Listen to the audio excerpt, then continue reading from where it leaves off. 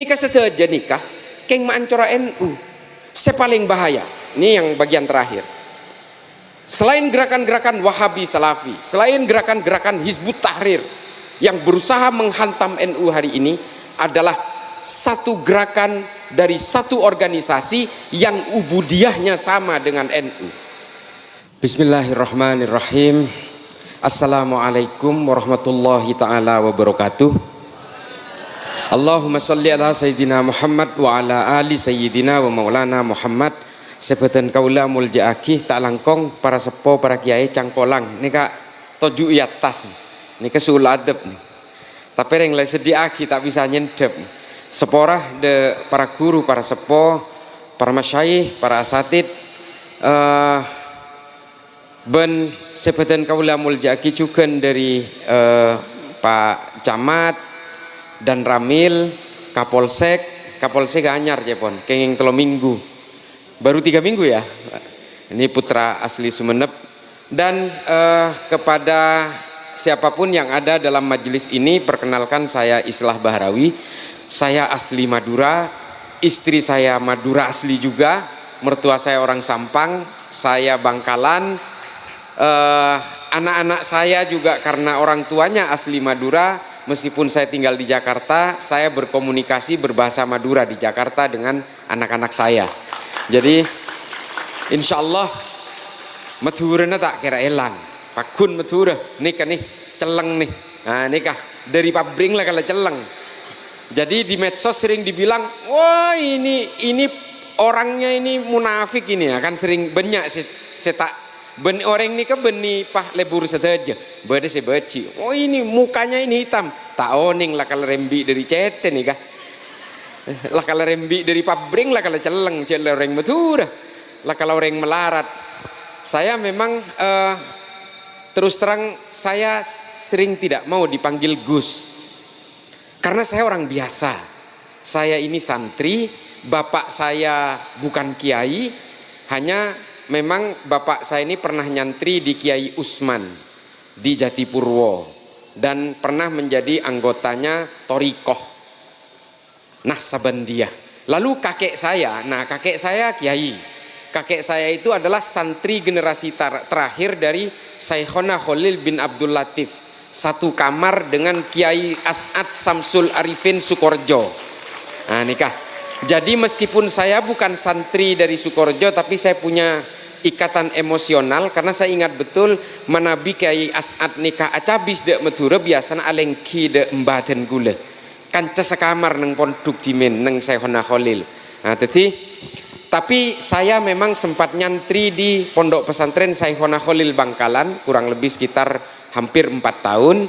Kemudian saya selepas SMA saya kuliah di Fakultas Sastra di Jakarta. Lalu saya sempat belajar Islam. Nah ini ketebalik nih kak.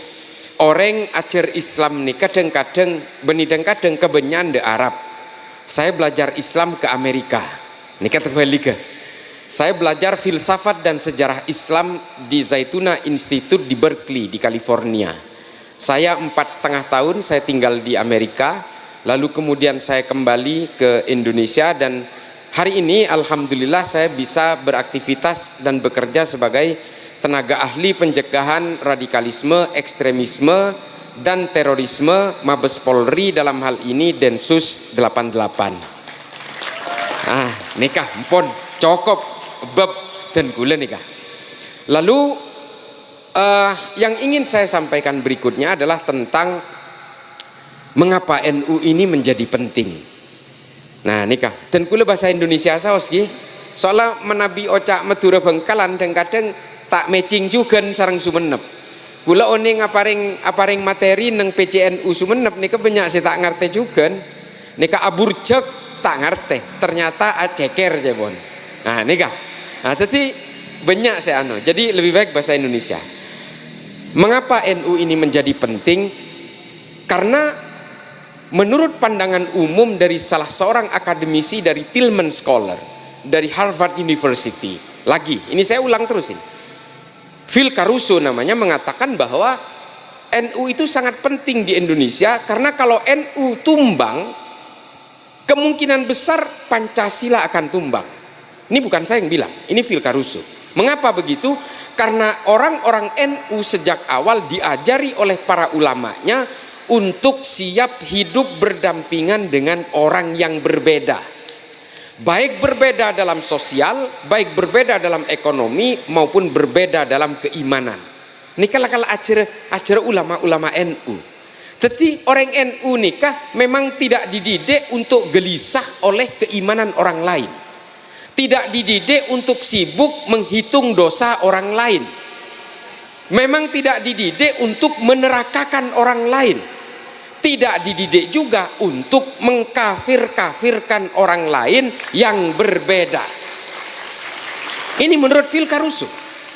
Makanya kemudian sebuah organisasi keislaman terbesar di dunia ini menjadi penting bagi Indonesia dan juga bagi seluruh umat Islam di seluruh dunia.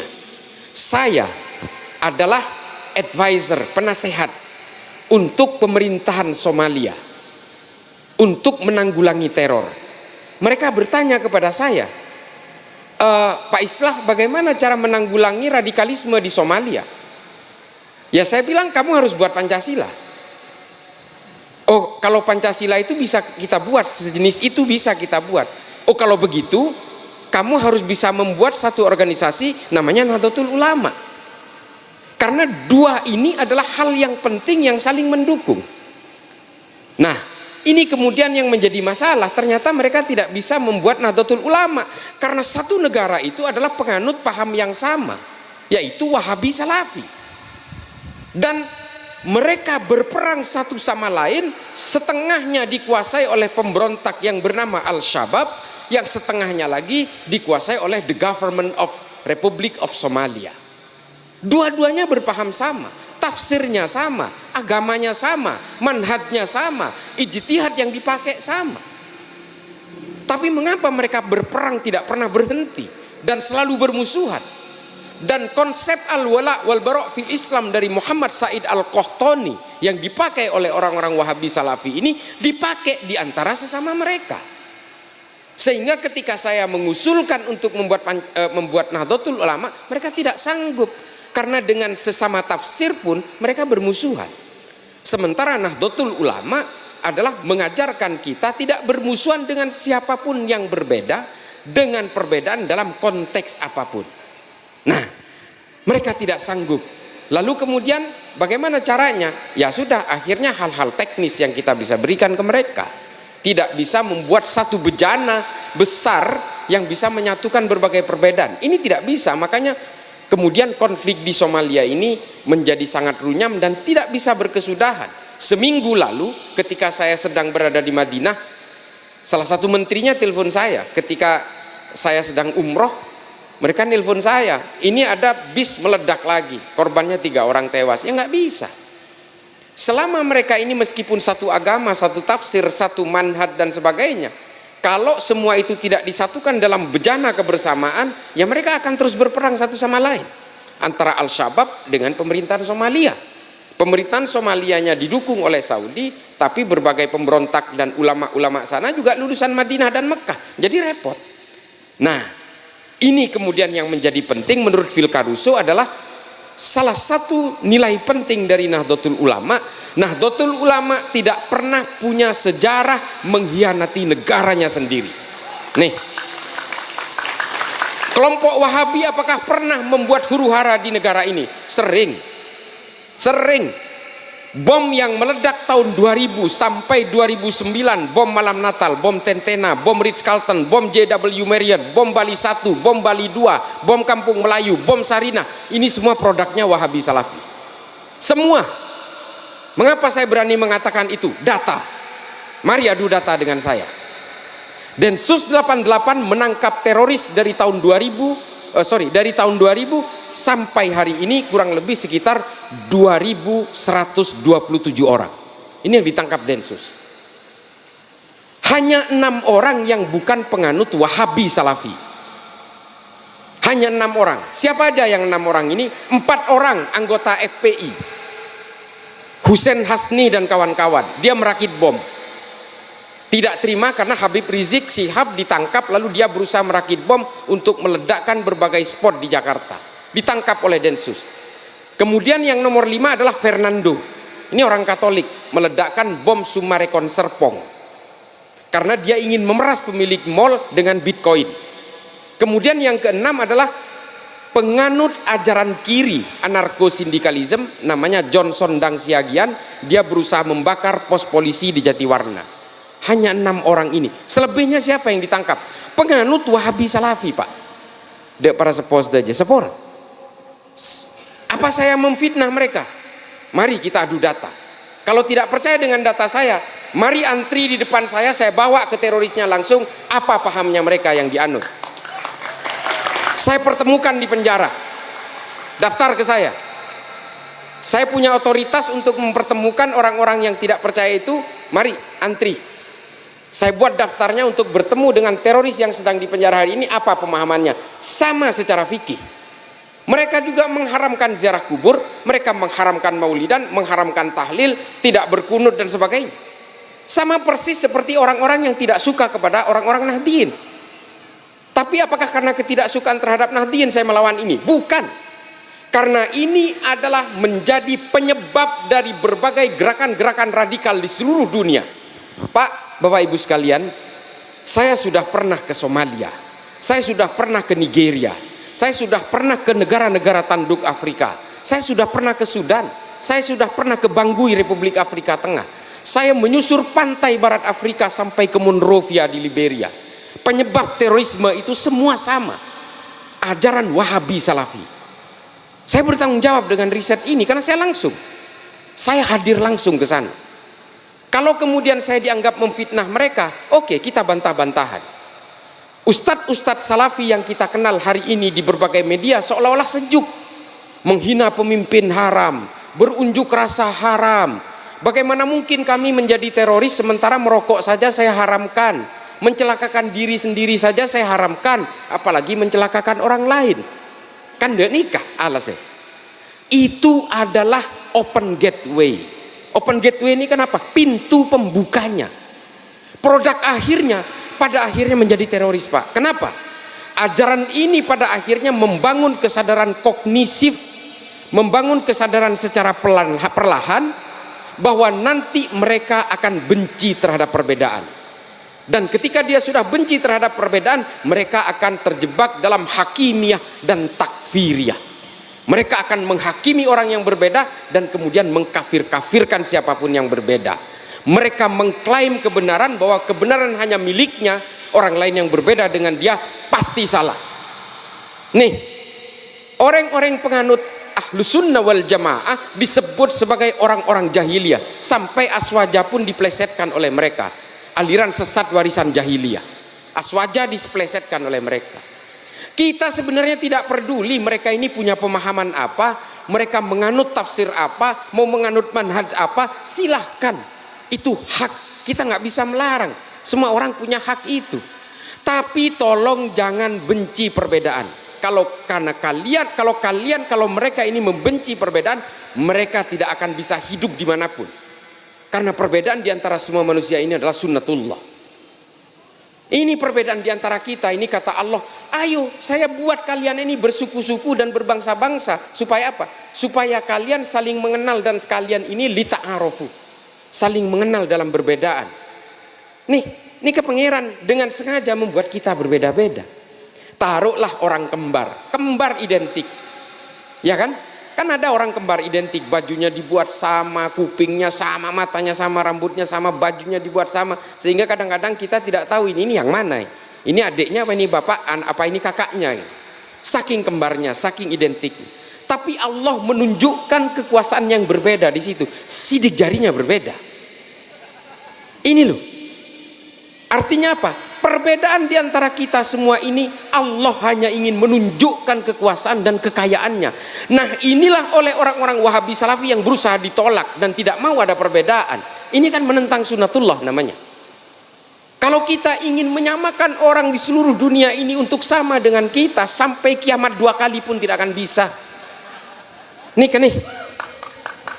Nika kula kilo abahas bab khilafah nika. Kula lah karena ngincer nika. Itang batang nika banyak bola. Dan saya memang selalu menantang di media sosial manapun, di YouTube atau di TV pernah saya tantang kepada Pak Ismail Susanto, mari Pak, kita debat soal khilafah ini. 7 hari 7 malam tanpa tidur pun saya siap. Mari na cereng nikah nih, sepora lagi. Nikah cendi gelu, alon cak gelu ke khilafah nih. Kantor pusat Hizbut Tahrir Internasional itu di London. Pendanaan gerakan ini dialirkan dari Eropa. Curiga punten sampean nika proyek saya nika. Mon kula tetireng Islam curiga. Kantor pusat Hizbut Tahrir di London, Pak. Bapak Ibu sekalian, kantor pusat Ikhwanul Muslimin London juga. Setiap gerakan-gerakan yang menyuarakan khilafah, kantor pusatnya di Eropa. Uangnya mengalir dari Eropa. Tore. Mau seorang Islam lo curiga? Kita ini sedang diadu domba oleh siapa? Operasi intelijen dari mana ini? Sadar nggak? Lalu mereka mengatakan khilafah ini buatan Allah, dan bahkan mereka mengatakan bahwa khilafah ini adalah wajib bagi orang Islam untuk mendukung. Ini kan sebenarnya kita berusaha dihipnotis dengan politik, tapi menggunakan jubah-jubah agama. Tore taban tanbi gula, secara historik, secara tarikh, tore bab sejarah nih. Jauh sebelum orang Islam menggunakan sistem syuro, mamlakah, ahlul halli wal aqdi, nikah orang Romawi dimen dengan kui sistem nikah. Kanjeng Nabi lo awarisaki politik, lo awarisaki sistem politik. Cereng penggantinya saja Kanjeng Nabi lo awarisaki. Makanya Sayyidina Umar sarang Sa'ad bin Ubadah nya katokar salah starena Kanjeng Nabi wafat. Nikah. Adik-adik sekalian udah tahu sejarah ini. Ketika Nabi Muhammad wafat, jenazahnya belum dimakamkan, ada pertengkaran pertama di Madinah yang disebut dalam buku-buku sejarah disebut sebagai after the prophet era. Nika sekolahan kula nika. Kula ajar ke Amerika nika ajar sejarah. Makanya kula sering ikocak orang Islam nika, Islamnya orang Kristen jadi sosopaki untuk mecah belah orang Islam jadi pon. Palang cereng urusan iman nih por besareng iman orang sepora. Ada kompromi mun urusan keimanan nika. Ketika Kanjeng Nabi wafat, 3 hari setelah Nabi wafat dan jenazahnya belum dimakamkan, karena dalam beberapa kitab sejarah dikatakan Sayyidina Abu Bakar sedang merawat jenazahnya Nabi ketika dipanggil untuk mendamaikan Sayyidina Umar dengan Sa'ad bin Ubadah. Apa pertengkarannya? Berusaha menjadi penggantinya Nabi. Nah, artinya apa di sini? Jangankan sistem politiknya, Pak. Suksesinya, penggantinya pun Nabi tidak menunjuk siapa-siapa. Kenapa boleh sistem politik? Dari sini kita bisa memetik kesimpulan itu. Hingga akhirnya diambil jalan tengah dengan sistem pertama yang diadopsi, yang sebelumnya sistem ini dipakai juga oleh orang Romawi, namanya Respublika Romana, yang di Arab kemudian dikonversi dengan nama sistem syuro. Kesepakatan bersama. Ditunjuklah Sayyidina Abu Bakar menjadi jalan tengah. Karena cepon Sayyidina Umar, lo bisa Kanjeng Nabi aja dari Quraisy, tetapi penggantinya harus dari Quraisy. Cepon Sa'ad bin Ubadah, lo bisa Kanjeng Nabi harus orang pribumi Madinah. Engkau dia orang pribumi Madinah, kau tunggu kok sengente. Pertengkaran itu tidak selesai, akhirnya diambil jalan tengah oleh para sahabat. Ditunjuklah Sayyidina Abu Bakar sebagai khalifah pertama pasca Rasulullah wafat. Dari situlah kemudian sistem syuro dipakai, dan kemudian menunjuk Sayyidina Umar. Sayyidina Umar terbunuh oleh orang Majusi, dan kemudian ditunjuklah Sayyidina Utsman. Sayyidina Utsman dibunuh oleh sesama orang Islam, ditunjuklah Sayyidina Ali. Sayyidina Ali dibunuh oleh sesama orang Islam, kemudian timbul kesepakatan baru yang menjadi khalifah setelah Sayyidina Ali adalah Muawiyah bin Abu Sufyan. Nah, melenceng lagi. Sistem politiknya dirubah lagi, bukan sistem syuro, namanya mamlakah. Karena setelah Muawiyah bin Abi Sufyan ditunjuklah kemudian Yazid bin Muawiyah. Yazid bin Muawiyah menunjuk anaknya Walid bin Yazid. Turun temurun, ini sudah melenceng dari sistem syuro. Nah, karena itulah kemudian timbul beberapa pemberontakan. Nika cerita bab khilafah nika. Tetijak ngangkep mun menabi lakar khilafah nika. Baik kebaya artinya ciptaan pangeran, memang diturunkan oleh Allah dari langit nih kan, untuk dipakai oleh manusia. Kejahatan-kejahatan brutal di masa khilafah itu mungkin tidak akan terjadi, karena ini buatan manusia juga, sehingga terdapat banyak kelemahan. Sayyidina Utsman itu demikian mudahnya dibunuh oleh rakyatnya sendiri. Sayyidina Ali demikian mudahnya dibunuh oleh rakyatnya sendiri. Oleh Abdurrahman bin Muljam At-Tamimi, seorang hafidz Quran 30 juz, pasa Senin Kemis lok teman tobeng, salat sunnah lok teman tobeng, atuat Allahu Akbar, langsung memenggal Sayyidina Ali. Pada Islam. Terus salah kala sejarah nakatini kah epak samangken sarang hati ini untuk dipakai di Indonesia. Tore. Lok patang coco sebarengan deki. Tore. Hizbut Tahrir ini didirikan oleh Taqiyuddin An-Nabhani di Palestina karena putus asa, karena Palestina tidak pernah bisa merdeka dan tidak ada negara Arab yang mendukung. Sehingga akhirnya dia putus asa dengan negara-negara, dia kemudian mengusung khilafah, dia benci negara dan dia tidak mau ada negara. Sehingga yang disebut dengan khilafah itu adalah negara tidak ada batas-batasnya, semua Arab menjadi bersatu untuk mendukung Palestina. Nah, ini kan ditentang kemudian oleh negara-negara Arab yang lain. Sementara negara Arab yang lain ini menganggap saya adalah bagian dari mulkan-mulkan, dari kerajaan-kerajaan. Termasuk Saudi, Qatar, Oman, termasuk juga negara-negara seperti Kuwait, Bahrain, semua menentang. Makanya negara Arab tibi khilafah nikah haramakin larang. Tidak ada satu negara pun di dunia ini yang menggunakan sistem politik khilafah. Tapi kenapa kok Hizbut Tahrir ini masih getol sekali menyuarakan ini? Pola nai dorong orang barat, Pak. Kule sarang panjenengan saja seorang Islam nikai kalah. Karena apa? Supaya umat Islam ini terpecah belah dan terus bersentuhan dengan politik. Karena begini. Dimen bedesitung buku saya tulis orang Libanon. Judul buku nikah The Story of the Arabs. Sejarah bangsa Arab. Saya nulis nikah asmaipun Philip Hurri Hitti, orang Libanon. Dimen segemi orang Eropa pernah disusupkan untuk menjadi pura-pura Islam. Salah satunya di Indonesia bernama Snuk Hurgronya di Aceh. 25 orang ini dimasukkan menjadi pura-pura Islam untuk mengetahui kelemahan orang Islam itu di mana. Ini karena direkam, saya bertanggung jawab dengan tulisan ini, data ini, narasi ini. Tore, pahtaban tanbi kule nih orang HTI ini. Philip Hurihiti kemudian menulis di dalam buku The Story of the Arab itu, kelemahan orang Islam itu ternyata gampang.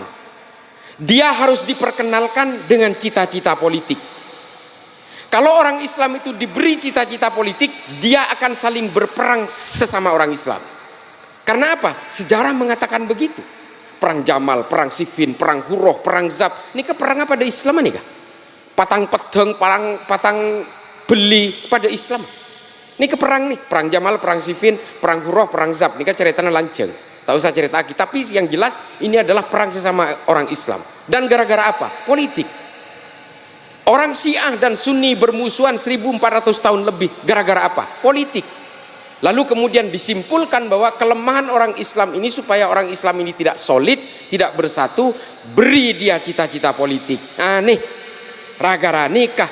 Kemudian cita-cita daulah khilafah Islamiyah ini didengungkan oleh negara barat. Mereka membentuk Al-Qaeda, membentuk ISIS, membentuk gerakan-gerakan teror Al-Shabaab, Boko Haram, Hasan Turabi, Seleka, gerakan-gerakan Laskar Ataiba di Pakistan, Taliban di Afghanistan, gerakan Thailand Selatan, Abu Sayyaf di Filipina, JI, JAD, JAK, JAT, JAS, MIT, MIB, NII, Khilafatul Muslimin di Indonesia semua dibentuk, termasuk Hizbut Tahrir Indonesia dan Ikhwanul Muslimin.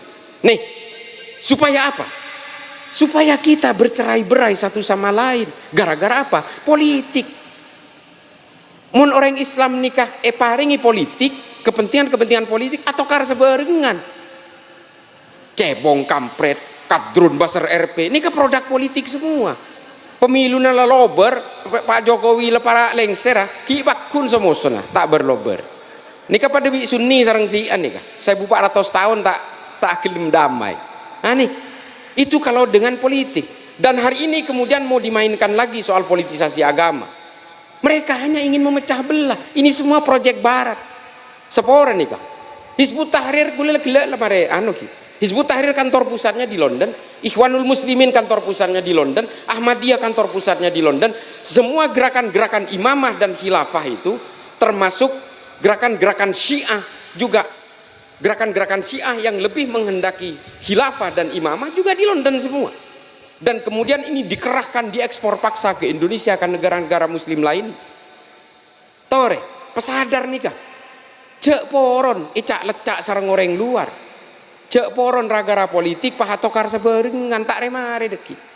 Nah, dibalik semua itu kemudian NU dituntut untuk menjadi benteng utama dari semua ideologi transnasional yang berusaha mengacak-acak Indonesia. Makanya kemudian satu abad NU mengeluarkan resolusi fikih peradaban bahwa pangkal utama dari semua perpecahan umat Islam sehingga membentuk firqoh-firqoh di belahan negara manapun ini karena orang Islam masih terhantui oleh cita-cita daulah khilafah. Makanya kemudian NU menolak ini, karena ini yang menjadi pangkal radikalisme, ekstremisme, terorisme dan berbagai perpecahan di dalam tubuh Islam sendiri. Nih kata orang pesadar nih kak, manter bedang hiding nih kak, saya ngusung khilafah nih kak, nih kan ngakui speaker. Amun korang menabi korang puas, tore debat bi gula benih kayak ngaruh masa hebat punten. Karena ini memang sangat mudah untuk dibuktikan bahwa khilafah ini bukan buatan Tuhan, ini buatan bangsa Romawi. Yang disebut dengan sistem al-mamlakah ini apakah ciptaan orang Arab? Bukan juga, ini ciptaan orang Romawi, namanya monarki absoluto. Kebi orang Romawi, 1000 tahun sebelum orang Islam ngakui monarki nikah, sistem al-mamlakah nikah ampun yang kui orang Romawi. Dan apakah ahlul halli wal aqdi yang dipakai oleh Bani Abbasiyah ini juga buatan orang Arab atau buatan orang Islam? Bukan juga, ini sudah dipakai oleh bangsa Romawi ketika menguasai kekaisaran Bizantium dengan nama Concilium Plebis. Sama, cuma dikonversi saja ke bentuk Arab, berbahasa Arab, dan dikonversi seolah-olah ini adalah buatan orang Islam. Nah ini kemudian yang diusung oleh Hizbut Tahrir Indonesia hari ini dan meracuni anak muda semua di kampus-kampus dengan organisasi Gema Pembebasan dan sebagainya. Nikah seteja nikah keng maancora NU sepaling bahaya. Ini yang bagian terakhir. Selain gerakan-gerakan Wahabi Salafi, selain gerakan-gerakan Hizbut Tahrir yang berusaha menghantam NU hari ini adalah satu gerakan dari satu organisasi yang ubudiyahnya sama dengan NU. Yang disebut dengan Ikhwanul Muslimin. Nah nih kasih bahaya nih kah. Pola nah orang-orang Ikhwanul Muslimin nikah ziarah kubur pada ziarah kubur, amolodan pada amolodan, atahlilan pada tahlilan, ngaholen pada ngaholen nikah. Tapi mereka punya cita-cita untuk tetap menegakkan daulah khilafah. Bedanya di situ dengan NU. NU bersepakat bahwa Pancasila ini adalah al-asobiyah, kesepakatan bersama satu bangsa dalam bernegara, sepakat. Tapi orang-orang Ikhwanul Muslimin ini berusaha menegakkan daulah khilafah. Bedesitung Ustadz terkenal nega.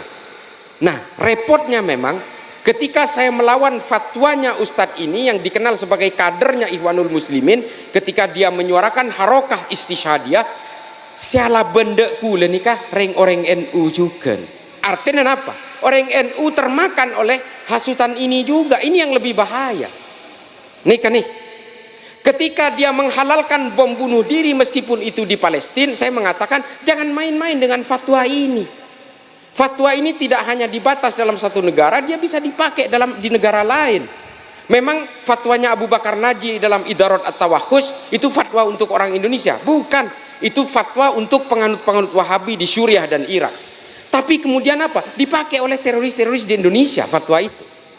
Tetima Nabi Cepon Ustadz nikah oleh bom bunuh diri Palestina, ini juga dipakai oleh pelaku bom katedral di Makassar, dipakai juga oleh pelaku bom Cicendo di Bandung. Jangan main-main dengan fatwa. Dan ketika saya melawan itu, saya nyerang dan gula pesera Tresantri NU tore, termasuk saya Jember nih, semangkin ditahan. Nah nikah saya nyerang gula. Dan ketika saya membantah bahwa Ustadz ini mewajibkan orang Islam untuk mendukung khilafah, dengan menggunakan rujukan Imamul Hakim dalam Al-Mustadrak ala Sahihain, saya bantah juga karena saya sudah baca buku ini. Saya juga sudah baca kitab ini. Dan kata dia ini disahihkan oleh Az-Zahabi. Saya tolak juga karena justru Az-Zahabi yang mengkritik kitab ini secara luar biasa. Al-Mustadrak ala Sahihain nikah cepon Az-Zahabi ini enggak sahih karena dibuat oleh penulisnya Imamul Hakim ketika dia sudah pikun. Lah nikah ki yang kui sareng oleh Ikhwanul Muslimin untuk memperkuat narasi-narasi khilafah. Teti mangken nikah cek heran makereng orang NU banyak saya terpapar pengusung khilafah nikah. Ragaran apa? Ragara dari gerakannya Ikhwanul Muslimin nikah. Anapa? Ubudiahnya sama. Pada nyerang Wahabi juga, pada abantah Wahabi juga, tapi dia punya cita-cita mengusung khilafah. Ini juga salah satu yang ingin menghantam Nahdlatul Ulama. Kemudian yang terakhir adalah ada satu ajaran dari ulama-ulama NU, termasuk dan kula, sarang embah dan kula nikah dimin, ya jerin, cong, hede jemun ketemuan bi Habib, jak boleh keng cium tanang, maki sokon na cium, aja keturunan Kanjeng Nabi. Itu ajaran ulama-ulama NU. Ulama-ulama NU mengajarkan seperti itu. Sanad keilmuannya mengajarkan seperti itu. Mulai dari Syekhona Khalil sampai Hadratus Syekh nikah menghormati dzurriyyah Nabi. Mereka tahu kemudian bahwa orang NU itu sangat hormat terhadap habaib, lalu kemudian menggunakan boneka-boneka Habib, oknum-oknum Habib untuk menyerang NU. Nih, mangken nikah. Kula heran, amolodan pada amolodan, macaratib pada pakun macaratib, atahlilan pada tahlilan, atiker pada atiker, masuk da toriko pada masuk toriko, hormat da habaib pada hormat da habaib, gara-gara seruan oknum habaib tertentu, lalu mereka menyerang NU. Padahal ulama-ulama NU lah yang mengajarkan orang Indonesia ini untuk menghormati para habaib. Mangken ada oknum-oknum habaib yang justru menyerang NU. Ini kan kacang lupa kulitnya.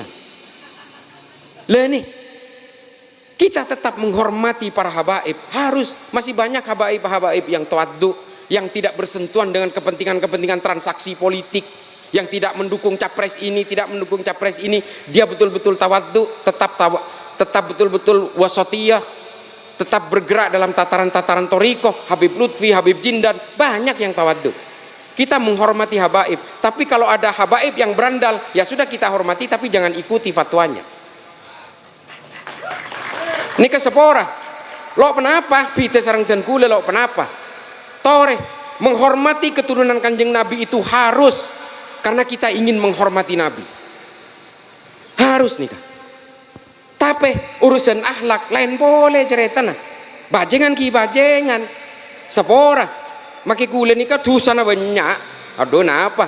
Kule kem songkem lo teman poron estona. Kule paling lo teman poron disebut kiai. Ustad kule lo teman. Kule menolak itu. Bahkan Gus pun jangan. Lah kata Islam di dalam are. Teti kule nikah pakun santre. Kule nikah orang banyak dosa. Tore, cuma kule ingin berbagi ilmu. Tore, setelah nikah. Jangan kemudian memberhalakan satu orang seolah-olah orang ini betul-betul punya sifat maksum, lo kedan dosa. Punten, sekeduan sifat maksum nikah cuma Kanjeng Nabi. Setelah itu menjadi manusia biasa. Nikah le, kula sepora nikah. Nah, gara-gara debuan sitikat ini kan nikah kula sering kocak liberal nikah. Liberal nikah kenapa kula lo oning malah kadang-kadang saya dituduh Syiah. Sesobek pun saya nggak tahu ajaran Syiah itu apa. Wallahi. Kula nikah sejelas Nahdien pon. Kula nikah dere nikah makai duri nikah Nahdien, ijo nikah ijo. Orang Wahabi nikah biasa, menabi benda orang bengal ala benda Wahabi. Lalu kemudian yang melawan ini dijadikan musuh bersama. Syiah, kafir, wah fasik lah sebarang-barang pon. Biasa nikah, lah kalau model lah. Nah nikah. Nah yang terakhir ibu-ibu sekalian. Ragara nikah boleh juga, kule itu du liberal juga, sepora. Dek selake, ampun, metem dimin, compet kau pegang. Ragara nikah dan kule, saya banyak membuat pernyataan begini. Secara pribadi saya anti poligami. Cek ngiding akil. secara pribadi, karena buat saya mudorot. Kalau ada yang merasa berpoligami itu bermaslahat, silakan. Mengkuda kula pribadi, saya anti poligami, karena benida nikah menabi kula poligami mumpai sonat tak ngetak lo bergaduan mutilasi kula sarang bunga anak kula. Cuma tidak, saya ini, abah saya ini pelaku poligami. Saya merasakan betul bagaimana menjadi anaknya. Saya tidak ingin anak saya menjadi saya. Makanya saya anti bu poligami bu. Kalau ibu-ibu mau bikin liga anti poligami, saya dukung. Nah nikah ragarani ke kula sering kocak liberal, kan kula ngocak ini buat pribadi saya, karena buat saya ini mudorot. Menabi bedese nganggep ini maslahat, ya silahkan bedese bengal tore buka nikah rambing nikah buka bedese bengal poligami. Nah itu saya. Ya artinya oke lah, ini betul-betul dilaksanakan oleh Nabi. Tapi ya terus terang buat saya ini berbahaya. Anak saya bisa berantakan, kalau saya mati nanti anak-anak saya yang beda ibu nanti akan berebut warisnya luar biasa. Karena ini dialami oleh saya dan dialami oleh banyak teman-teman saya dan saudara-saudara saya. Akhirnya apa? Bukannya saya dikirimin Fatihah di dalam kuburan, malah mereka itu berebut harta waris yang sangat brutal. Ini banyak terjadi. Nah, apa yang saya sampaikan ini saya simpulkan bahwa Bapak Ibu sekalian, marilah kita tetap bertakdim kepada ulama-ulama NU. Mari kita pegang teguh NU ini, kita jaga persatuan dan kesatuan bangsa ini, karena NU dan juga Muhammadiyah ini adalah dua pasak utama dari keberlangsungan NKRI ini, Negara Kesatuan Republik Indonesia. Karena apa? Kalau kita ingin membenci, kita gelisah karena keimanan, maka kita tidak akan ada habisnya untuk berkonflik dengan orang lain. Le-ale saja siswa-siswa yang kalangan perempuan, mari kalian belajar fikih supaya kita punya ahli fikih perempuan. Ini harus, karena dari dulu ahli fikih ini laki-laki semua bu. Coba bayangkan, ibu menerima produk fikih tapi diputuskan oleh laki-laki. Jadi selalu jadi pihak yang dirugikan kadang-kadang. Makanya adik-adik sekalian dan ibu-ibu yang punya anak perempuan, didiklah dia menjadi ahli fikih perempuan, sehingga dia terlibat dalam Batsul Masail untuk merumuskan fikih-fikih untuk memberdayakan perempuan secara hukum Islam. Nah ini kan nih, karena menjadi perempuan atau laki-laki ini bukan kehendak kita, ini kepengetorona Allah Ta'ala. Jadi semua orang apapun jenis kelaminnya punya hak yang sama di bawah perlindungan Allah. Jadi jangan sampai karena jenis kelamin berbeda lalu kemudian satu pihak ada yang dirugikan dan bahkan ada yang dianggap sebagai warga kelas 2. Tidak boleh. Menabi bedereng bini harus nutup aurat, ya itu memang adalah aturan-aturan dalam agama kita, harus. Tapi kalau untuk hak berekonomi, hak bersosial dan hak dalam berketuhanan, semua punya hak yang sama. Nikah de kalangan bini. Nah, de setejenah. Kita semua ini apapun agamanya, apapun sukunya, kita semua diciptakan oleh Tuhan yang sama. Jangan hanya karena berbeda iman, jangan karena hanya berbeda tafsir, lalu kita seolah-olah merasa punya hak untuk membenci dan mencaci maki satu sama lain. Kule sarang panjenengan setejen nikah tak keng pola rembi neng matura kita tireng Islam. Ceknya kule sarang panjenengan nikah rembi neng Meksiko nikah tireng Katolik setejen nikah. Dan kelahiran-kelahiran itu bukan kehendak kita, ini kehendaknya Allah Ta'ala. Lalu kemudian Cepon Habib Ali Al-Jufri dalam Al-Insaniyah Qabla Tadayyun, maka sebelum kita mengenal keimanan, kita harus mengenal kemanusiaan lebih dulu. Kalau kita mengenal kemanusiaan lebih dulu, maka kita akan menghargai setiap manusia seperti Kanjeng Nabi menghargai harkat dan martabat manusia di Madinah tanpa melihat latar belakangnya. Makanya Kanjeng Nabi nikah ketika menjadi pemimpin di Madinah, semua orang Kristen, semua orang Yahudi betah di bawah perlindungan Nabi, karena Nabi betul-betul menghargai semua harkat dan martabat manusia tanpa pandang bulu apakah itu agamanya apa. Nih kan nih, salastari na Kanjeng Nabi wafat, barulah orang Kristen orang Yahudi nikah ngungsi saja lo betah polana orang Islam atau kar pada orang Islam nang Madinah, sehingga orang Yahudi orang Islam nikah nyengker de Libanon, nyengker de Suriah. Makanya orang Libanon orang Suriah nikah sampai makin ki ibadah se Kristen, nama asmai pun Kristen Maronit. Nah nikah orang-orang seburu dari Madinah karena pasca Nabi wafat mereka tidak mendapatkan perlindungan. Polana apa? Polana orang Islam sibuk dengan konflik-konflik politik sesama orang Islam, sehingga orang Kristen dan orang Yahudi tidak betah. Nah ini contohnya. Jadi mari kita lawan politisasi agama. Silahkan pilih capres pilihan Anda, silahkan pilih caleg pilihan Anda, tapi jangan diseret paksa agama ke dalam ranah-ranah politik. Orang Islam boleh berpolitik. Debuna Imam Ghazali dalam Ihya Ulumuddin disebut Islam dan politik itu seperti saudara kembar. Orang Islam harus berpolitik untuk mengawal supaya ruang-ruang politik tidak keluar dari maqasidus syariah. Harus nyalek oke. DPRD tingkat tingkat 2, DPR pusat silahkan. Islam tidak menghalangi itu, tapi jangan tunggangi agama ini untuk kepentingan-kepentingan politik. Manabi penguasa nikah menggunakan dalil-dalil untuk berkuasa, kejahatannya pun nanti akan dibenarkan dengan dalil-dalil. Debuna pesera, debuna Jalaluddin Rumi dalam Fihi ma fihi. Nih, debuna pesera juga Ibnu Rus dalam Tahafud at-Tahafud. Jangan sembarangan menggunakan dalil untuk ambisi pribadi, karena nanti kejahatan pribadinya pun akan dibenarkan dengan dalil-dalil. Nikah. Akhiran, ihdinas siratal mustaqim, wallahul muwafiq ila aqwamit thoriq. Assalamualaikum warahmatullahi taala wabarakatuh.